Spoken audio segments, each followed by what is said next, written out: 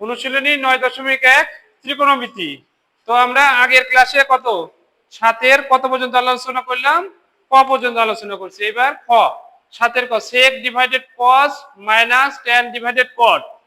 ঠিক আছে, এই দেখো তাহলে sec এটা আমরা লিখলাম sec ঠিকই থাকলো, আর cos লিখলাম নিচে আছে জন্য 1 ডিভাইডেড cos লিখছি দেখো।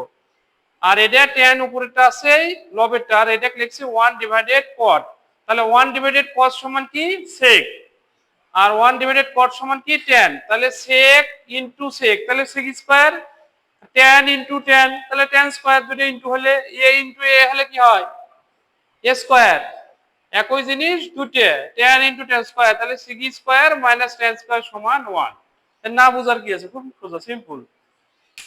গ 7 গ 1 divided 1 plus sin square plus 1 divided 1 plus cos square, এটা এক জাতীয় করব।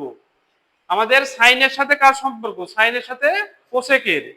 তাহলে এই যে এটা কোসেকে আমরা 1 ডিভাইডেড sin স্কয়ার করে দিল, স্কয়ার আছে জন্য স্কয়ার। কোসেক সমান কি, কোসেক সমান কোসেকের সমান 1 ডিভাইডেড sin a, আর sin a সমান কি 1 ডিভাইডেড কোসেকে।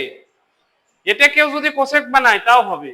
তাহলে এটা স্কয়ার আছে জন্য স্কয়ার, 1 ডিভাইডেড sin, কোসেক শুধু কোসেক থাকলে 1 ডিভাইডেড sin হতো, আর স্কয়ার আছে জন্য 1 ডিভাইডেড sin স্কয়ার। এটা লসাগু করছি, sin স্কয়ার লসাগু করলে sin স্কয়ার প্লাস 1, এটা উল্টে যায়, sin স্কয়ারটা উপরে গেছে, আর এটা ঠিকই আছে।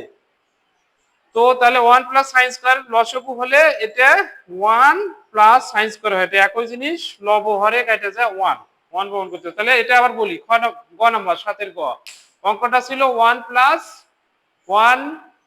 sin square plus 1 divided 1 plus cosec square. এটাকে আমরা কি করলাম, কোসেক স্কয়ার করলাম কি 1 ডিভাইডেড sin স্কয়ার লসাগু। তাহলে এখানে লসাগু তো আমরা বুঝি, sin স্কয়ার প্লাস 1 হলো, এটা উল্টে যায়, sin স্কয়ারটা উপরে গেল পরের লাইনে, আর এটা আবার 1 প্লাস sin স্কয়ার লসাগু হলে এটা 1 প্লাস sin স্কয়ার, লব হরে একই জিনিস কেটে যায় 1 হলো। এই